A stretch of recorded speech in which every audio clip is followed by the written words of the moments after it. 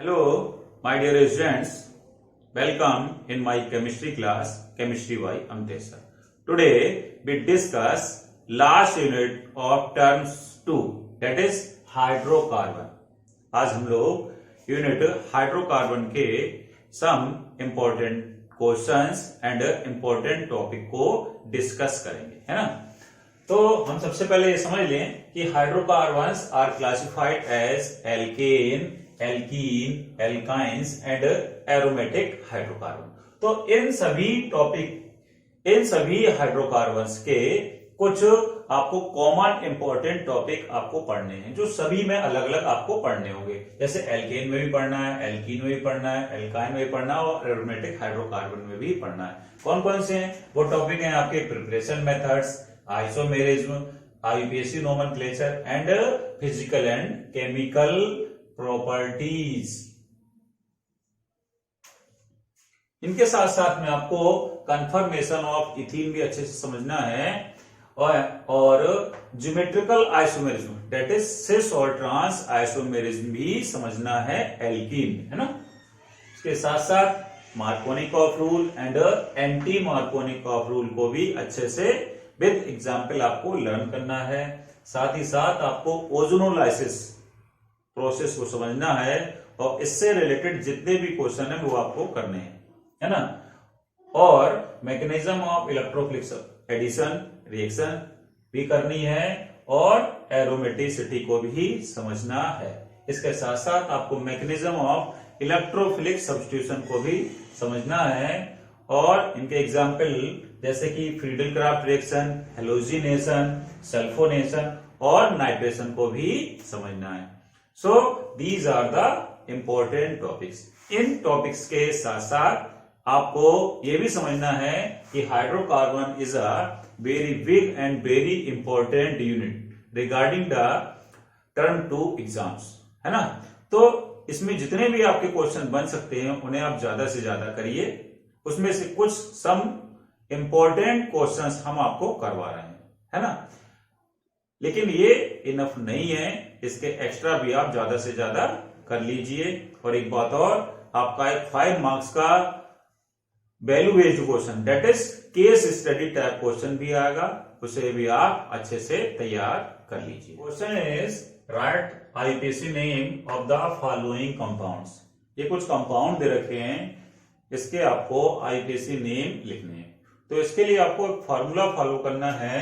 वो क्या है? First of all select the longest carbon atom chain and find out the word root. तो सबसे पहले आपको बर्ड रूट लिखना है according to number of carbon atom, ठीक है. बर्ड रूट के बाद आपको लगाना है primary suffix. Primary suffix add करना है.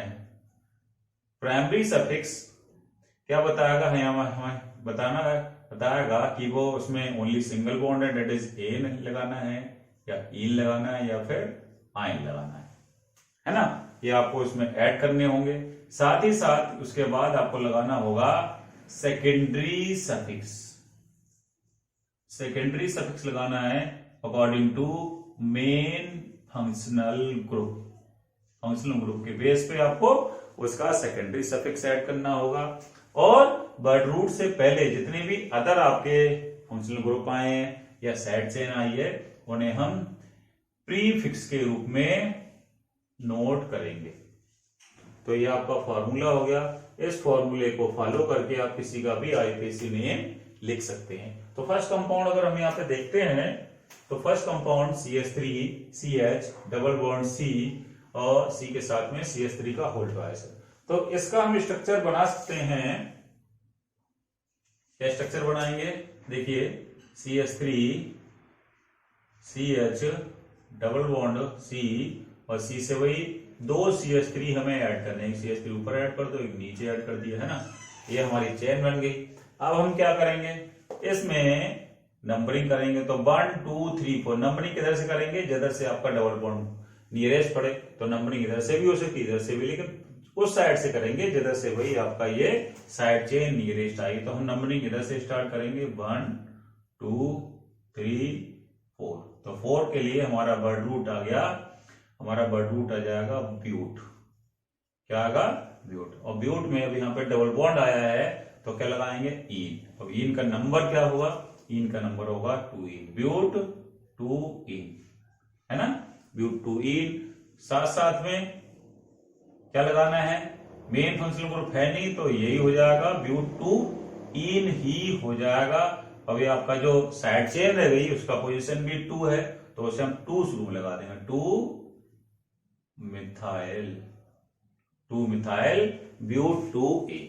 ये इसका आईपीसी नेम हो गया। ठीक है। सेकेंड कंपाउंड को अगर हम देखें तो यहाँ पे इसमें एक डबल बॉन्ड भी आया है, ट्रिपल बॉन्ड आया है ना? तो हम कैसे प्रायोरिटी देते हैं? हम प्रायोरिटी डबल बॉन्ड को देंगे, है ना? तो इधर से ही हम नंबरिंग करते स्टार्ट करेंगे। 1 2 3 4 5। 5 के लिए क्या होता है? 5 के लिए हो जाता है भाई पेंट हो जाता है ना? 5 के लिए क्या हो जाएगा? पेंट हो जाएगा। अब इसमें डबल बॉन्ड भी है तो इन भी लगानी है, ट्रिपल बॉन्ड भी है तो आइन भी लगाना है ना? तो डबल बॉन्ड की पोजीशन 1 है तो इसे पेंट 1 इन लिखेंगे। क्या लिखेंगे? पेंट 1 इन। और ट्रिपल बॉन्ड आपका 3 और 4 के बीच में तो 3 yne. So name is pent 1 en 3 yne, है ना? अगर इस कंपाउंड को अगर हम देखें तो इसे क्या है? इसे हम ओपन करके स्केलेटन फॉर्म से में लिखेंगे। तो क्या करें? यहाँ पे एक कार्बन आप इधर लगा लीजिए। फर्स्ट कार्बन नंबरिंग कर दें 1 2 3 4, है ना? तो भाई 4 कार्बन की ये चेन बन गई है ना? 1 2 3 4। इसमें आप क्या करेंगे? फर्स्ट और 1 और 2 के बीच में डबल बॉन्ड है, 3 और 4 के बीच में डबल बॉन्ड है। बाकी सबके हाइड्रोजन कंप्लीट कर दीजिए। तो भाई हाइड्रोजन यहाँ पे कितने आएंगे? 2 आ जाएंगे। यहाँ पे 1 हाइड्रोजन आएगा, यहाँ पे 1 हाइड्रोजन आएगा, यहाँ पे H2। नंबरिंग में किसी भी साइड से कर सकते हैं क्योंकि दोनों साइड में डबल बॉन्ड की पोजीशन सेम है। तो 4 कार्बन के लिए हो जाएगा वही ब्यूट, है ना?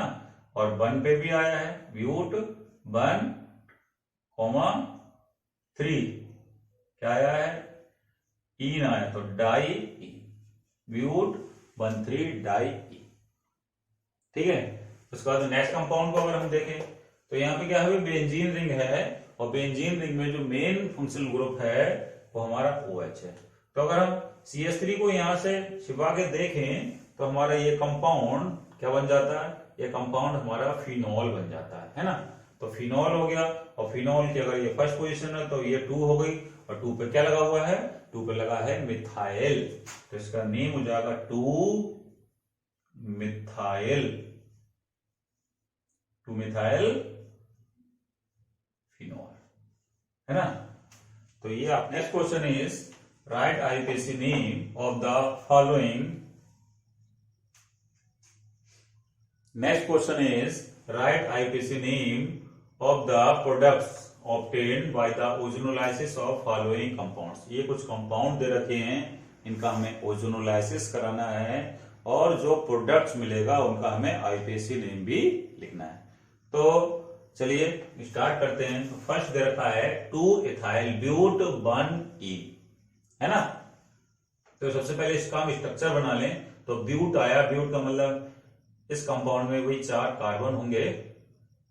तो चारों कार्बन को हमने सिंगल बॉन्ड से अटैच करते हुए नोट कर दिया है और इनकी हम नंबरिंग भी कर देते हैं 1 2 3 4, है ना? अब 2 पे आया है इथाइल तो सेकंड कार्बन पे हम क्या ऐड कर सकते हैं? सेकंड कार्बन पे हम ऐड कर देंगे C2H5, है ना? और 1 पे आया E। तो 1 और 2 के बीच में क्या लगा देंगे? डबल बॉन्ड लगा देंगे, है ना? बाकी सब जगह हाइड्रोजन कंप्लीट कर देंगे। तो यहाँ पे 1 ओनली सिंगल बॉन्ड है इसलिए H3 हो जाएगा। यहाँ पे डबल बॉन्ड है इसलिए H2 हो जाएगा। यहाँ पे 1 2 3 4 हाइड्रोजन कंप्लीट हो गए और यहाँ पे H2 हो जाएगा। तो ये हमारा कंपाउंड हो गया 2 इथाइल ब्यूट 1 इन। अब इसका हमें ओजोनोलाइसिस कराना है, दैट इज इसकी हमें ओजोन से रिएक्शन करानी है। तो जब हम इसकी ओजोन के साथ में रिएक्शन कराते हैं तो आपको पता होगा ओजोन मॉलिक्यूल वहीं पे ऐड होता है जहां पे डबल बॉन्ड प्रेजेंट होता है। तो आपको करना क्या है, बिल्कुल ऐसे ही स्ट्रक्चर फिर से बनाना है और उसके बीच में डबल बॉन्ड नहीं लगाना है ना। तो समझ लीजिए स्ट्रक्चर हम यहाँ फिर से बना दे रहे हैं। यह हो गया भाई CH2, आगे आ जाएगा C और ऊपर जोड़ दिया हमने C2H5 और इसके आगे आ जाएगा भाई CH2 और इसके आगे आ जाएगा CH3। अब ये ओजोन ही पे ऐड होता है, कहां पे, जहां पे डबल बॉन्ड होता है। तो इसके बीच में हम ओजोन यहाँ पे हम ऐड कर देंगे, एक ऑक्सीजन ऐसे करके ये आ जाएगा और बाकी 2 ऑक्सीजन को हम नीचे आपस में कनेक्ट करते हुए जोड़ देंगे। तो यहाँ पे आपने देखा ऑक्सीजन की भी 2 वैलेंसी कंप्लीट हो गई और कार्बन की भी 4 वैलेंसी कंप्लीट हो जाती है। तो ये जो बना product that is a ozonide, ozonide बन जाता है। क्या बन जाता है, ओजोनाइड ऑफ करस्पॉन्डिंग रिएक्टेंट। इसका ओजोनाइड ये बन गया। अब हम जब इसका हाइड्रोलिसिस कराते हैं, क्या कराएंगे भाई, हाइड्रोलिसिस करा रहे हैं, जिसकी हम वाटर से रिएक्शन कराएंगे in the presence of zinc. तो क्या होगा, इसके 3 पार्ट हो जाएंगे, ये डिकम्पोज हो जाएगा और 3 पार्ट्स में टूट जाएगा, है ना। एक पार्ट ऐसे आ गया, दूसरे पार्ट में देख लीजिए ये पार्ट, दूसरा पार्ट आपका ये ऐसे करके आ जाएगा। तो इसके 3 पार्ट हो गए, 1 पार्ट, 2 पार्ट और ये हो गया भाई 3 पार्ट। तीनों पार्ट जरा समझ लें क्या क्या हमारा प्रोडक्ट बनना है। सेकेंड पार्ट में ये जो ऑक्सीजन, सिंगल जो ऑक्सीजन बची है ये हाइड्रोजन के साथ जाएगी और हमारा बन जाएगा कंपाउंड H2O2। ठीक है, आपका ये बन गया। फर्स्ट पार्ट में क्या बनता है, फर्स्ट पार्ट बना है, फर्स्ट पार्ट में क्या लिखा है भाई, CH2O, ये तो है। तो CH2O को हम HCHOV लिख सकते हैं और इसका नाम हो गया methanal. IUPAC name is methanal, है ना। और क्या प्रोडक्ट बनेगा, अब इस वाले में देख लीजिए, इस वाले कंपाउंड में CH3 CH2 C, फिर इससे भी CH2 CH3 जुड़ा हुआ है और यहाँ पे इस कार्बन से डबल बॉन्ड के साथ में ऑक्सीजन जुड़ जाएगा। तो टोटल मिला के यहाँ पे कार्बन होगा आपके 3, 1 2 3 4 5। तो 5 कार्बन की आप चेन बना दीजिए, 1 2 3 4 5 और थर्ड कार्बन पे क्या लगा देंगे, डबल बॉन्ड से ऑक्सीजन। बाकी हाइड्रोजन आप कंप्लीट करते हैं, H2 H2 H3। तो उसका नाम हो जाएगा पेंट, है ना, और सिंगल बॉन्ड लगा तो पेंटेन। और कौन से नंबर पे, 1 2 3, 3 पे क्या आया, और पेंटेन 3 और है, या फिर पेंटेनोन 3। ठीक है, तो ये आपका ओजोनोलाइसिस से बने प्रोडक्ट हो गए, उनके IUPAC नेम हो गए। ठीक इसी तरह आपके ये 2 कंपाउंड और दे रखे हैं, कौन कौन से, 1 फिनाइल ब्यूट 1 इन और एक दे रखा है पेंट 2 इन। इनकी प्रैक्टिस आप अपने आप करें। Next question is an alkene A on ozonolysis gives a mixture of ethanol and pentane 3-one. Write structure and IUPAC name of A। तो इस क्वेश्चन में दे रखा है कि भाई कोई ए एल्कीन है, एल्कीन का नाम क्या है, ए है, और जब हम उसका ओजोनोलाइसिस कराते हैं तो हमारे लिए इथेनॉल एंड पेंटेन 3-one मिलता है ना। तो हमें उस एल्कीन ए का स्ट्रक्चर और IUPAC नेम बताना है। तो आपने अभी सीखा था कि भाई जब हम किसी एल्कीन का ओजोनोलाइसिस कराते थे तो हमारे लिए एल्डिहाइड, कीटोन या फिर दोनों की फॉर्मेशन होती थी। यहाँ पे रिवर्स क्वेश्चन दिया गया, दोनों कंपाउंड दे रखे हैं एल्डिहाइड कीटोन, उससे हमें एल्कीन की फॉर्मेशन करनी है। तो इसके लिए क्या करेंगे, इसके लिए सबसे पहले हमें इन दोनों कंपाउंड का स्ट्रक्चर बनाएंगे और इन दोनों को ऐड कराएंगे जिससे हमें एल्कीन की फॉर्मेशन होगी। देख लीजिए, तो भाई इथेनॉल का स्ट्रक्चर हो जाएगा, इथेनॉल में 2 कार्बन होंगे और एल्डिहाइड ग्रुप होगा, तो इसका स्ट्रक्चर हम लिख सकते हैं CH3CHO, है ना। ठीक है भाई। और पेंटेन 3-one का स्ट्रक्चर क्या लिख सकते हैं, पेंटेन 3-one का स्ट्रक्चर हम लिख सकते हैं CH3CH2CO और वही CH2 और CH3। तो हमारे ये दोनों स्ट्रक्चर बन गए, इथेनॉल और पेंटेन 3-one। अब इन दोनों को हमें एडिड कराना है ना। एडिड ऐसे कराना होगा कि इन दोनों का ये जो डबल बॉन्ड आया है, ये डबल बॉन्ड है भाई यहाँ पे, ये जो डबल बॉन्ड आए इन दोनों डबल बॉन्ड को हमें एडिट कराना है, उससे डबल बॉन्ड आपस में मिक्स करना है। तो इसके लिए कैसे स्ट्रक्चर, इसके लिए हम स्ट्रक्चर ऐसे लिख सकते हैं कि भाई इन दोनों का जो डबल बॉन्ड है वो आमने सामने आ जाए। एक डबल बॉन्ड ये होगा, इसका डबल बॉन्ड हम यहाँ पे ऐसे करके लिख लेंगे और यहाँ पे लगा देंगे CH2 CH3। अब इसका डबल बॉन्ड हम लगा देंगे CH2 CH3। अब क्या करेंगे, प्रोडक्ट हम इसके सामने लिखेंगे। तो क्या करना है हमें, ये डबल बॉन्ड हटाया, ये डबल बॉन्ड हटाया है और दोनों से ऑक्सीजन यहाँ से O2 रिमूव कर देंगे। तो जो प्रोडक्ट बनना है हम यहाँ पे लिखेंगे। देखिए कैसे प्रोडक्ट बनेगा, CH3 CH double bond C और C से नीचे आ जाएगा CH2 और ये CH3 फिर आ जाएगा CH2 और ये आ जाएगा CH3। अब इसका आईपीसी नेम समझ लीजिए। आईपीसी नेम के लिए हमें नंबरिंग उधर से करनी है जिधर से डबल बॉन्ड हमारा नियरेस्ट पड़ेगा। तो नंबरिंग हम इधर से करेंगे 1 2 3 4 एंड 5, है ना। तो 5 के लिए क्या हो जाएगा, पेंट हो जाएगा और डबल बॉन्ड के लिए इन आ जाएगा, नंबर उसका 2 हो जाएगा। तो पेंट 2 इन हो गया। साथ साथ में ये आपका सब प्रीफिक्स आया है इथाइल, इथाइल को हम शुरू में लिखेंगे तो पोजीशन इसकी 3 हो जाएगी। तो हो जाएगा 3 ethyl pent 2 E। Next question is how will you convert benzene into. तो भाई यहाँ पे कन्वर्जन आपसे पूछा गया है, इसमें आपको डायरेक्ट रिएक्शन लिखनी है। कन्वर्जन किसमें पूछा गया, तो फर्स्ट इज बेंजीन, कि भाई बेंजीन को हमें कन्वर्ट करना है। फर्स्ट वाले को अगर हम देखें तो हमें बेंजीन से, ये हो गई भाई बेंजीन, और बेंजीन से हमें बनाना है पैरा नाइट्रो। ये बेंजीन हो गई, फिर से बेंजीन बनाना चाहिए। और पैरा पोजीशन पे हमें क्या लगाना है, नाइट्रो लगाना है और है क्या, ब्रोमो बेंजीन। ऊपर लगा हुआ है Br, ब्रोमो बेंजीन। तो हमें बेंजीन से पैरा नाइट्रो ब्रोमो बेंजीन बनाना है ना। तो आपको ये अच्छे से समझना होगा डायरेक्टिव इन्फ्लुएंस ग्रुप, कि भाई डायरेक्टिव इन्फ्लुएंस क्या होता है। तो आपको यहाँ पे समझना होगा जब किसी बेंजीन रिंग में कोई ग्रुप प्रेजेंट हो जाता है तो बाद में आने वाला ग्रुप पहले की मर्जी से ही पहुंचता है। इसमें से 2 टाइप के ग्रुप्स होते हैं, activating group and deactivating group. Activating group कौन से होते हैं, जो ऑर्थो एंड पैरा पोजीशन पे इलेक्ट्रॉन डेंसिटी को बढ़ा देते हैं, जिससे क्या होता है कि आपका जो नेक्स्ट ग्रुप आने वाला होता है सब्स्टिट्यूटेंट, वो आपके ऑर्थो पैरा पोजीशन पे पहुंचता है। जैसे कि Br, अगर Br पहले से प्रेजेंट होगा तो क्या करेगा, ये ऑर्थो पैरा पोजीशन को एक्टिवेट कर देगा, इलेक्ट्रॉन डेंसिटी बढ़ा देगा, जिससे क्या होगा, जो आने वाला ग्रुप होगा वो ऑर्थो पैरा पोजीशन पे जाएगा।